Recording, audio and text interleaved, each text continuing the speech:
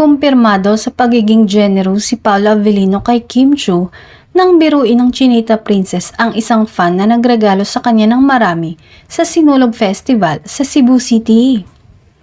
Pinost mismo ni Kim ang video na nagkumpirma ng pagiging mapagbigay sa mga regalo ni Paolo sa kanya. Ibinahagi ni Kim ang video kung saan ilang paper bags na naglalaman ng mga gifts ang isa-isang pinasok sa bintana ng kanyang sasakyan.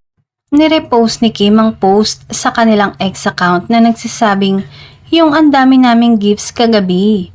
Kulang na lang yata magpaletsyon kami. Thank you for accepting our gifts. Kimi, we love you. Pit Senyor, enjoy, Sinulog." Comment naman ni Kim na binanggit ang pangalan ni Pao. "Nagulat nga kami. Thank you sa gifts para sa lahat. Siya ata si Paolo."